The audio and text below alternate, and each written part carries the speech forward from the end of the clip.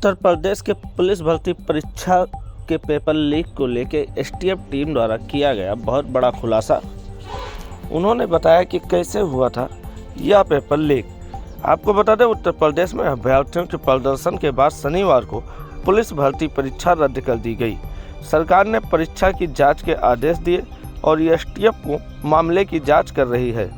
सूत्रों की माने तो परीक्षा में पेपर एक पैटर्न के तहत लीक कराए गए, जिसके लिए सलवर गैंग ने प्रिंटिंग प्रेस में सेंधमारी की। पेपर शुरू होने के करीब 1.5 से 2 घंटे पहले पेपर के साथ आंसर शीट भी जारी कर दी गई, जिससे अभ्यर्थी सभी प्रश्नों के उत्तर दे दें, चाहे प्रश्न किसी भी ऑर्डर में पूछे गए हों। सूत्रों के मुताबिक एसटीएफ ने पेपर लीक होने के पहले दिन ही जानकारी के बाद इस पैटर्न को पकड़ लिया था। फिर कई अहम सुराग हाथ लगने के बाद सरकार को अपनी रिपोर्ट पेश कर दी है। बताया जा रहा है कि इस पेपर लीक मामले में मास्टरमाइंड मथुरा से जुड़ा हुआ है।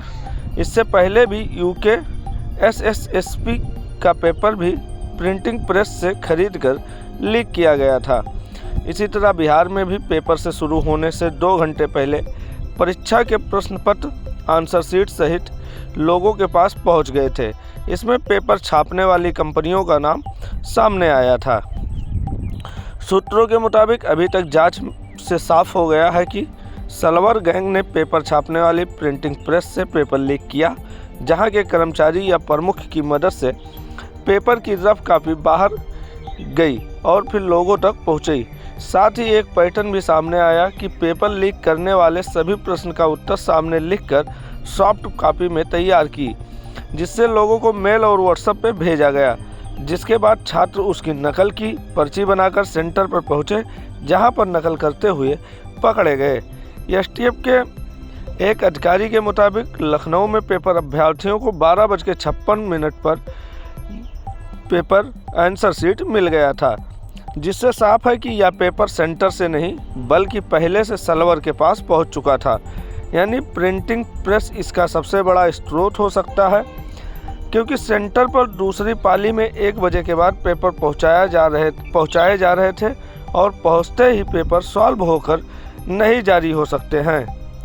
वहीं एसटीएफ के मुताबिक लखनऊ में पकड़े गए सत्य अमन को बलिया के नीरज नाम के युवक ने पेपर दिया था। उसको मथुरा को एक युवक ने पेपर भेजा था। चर्चा है कि इस गिरोह का सबसे बड़ा सलवर मथुरा से जुड़ा हुआ है। उसने ही विभिन्न जिलों के सलवर को पेपर व्हाट्सएप पर उपलब्ध कराया था। इसी तरह पूरे प्रदेश में गिरफ्तार 287 सलवर से मिले सबूत के आधार पर टीम मथुरा, हापुड़, अमरोहा, बिहार, दिल्ली के साथ उत्तराखंड में भी छापेमारी कर रही है। सूत्रों के मुताबिक पुलिस भर्ती बोर्ड एक बड़े अधिकारी गाज गिरने के से पहले ही नैतिक जिम्मेदारी लेते हुए जल्द पद छोड़ सकते हैं, क्योंकि सरकार की तरफ से साफ संकेत दे दिए हैं कि इस मामले में दोषी और लापरवाही बरतने वालों को बख्शा नहीं जाएगा।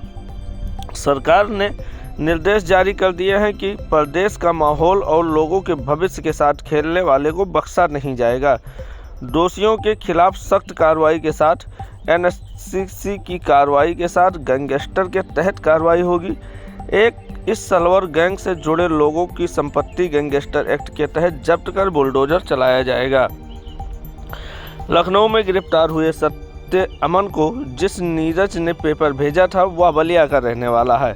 नीरज ने अपने मोबाइल के स्टेटस पर लिखा है, गर्व से कहो हम यादव हैं। सूत्रों के मुताबिक जिसके बाद जांच टीम ने इस बिंदु की तरफ भी जांच का दायरा बढ़ा दिया है।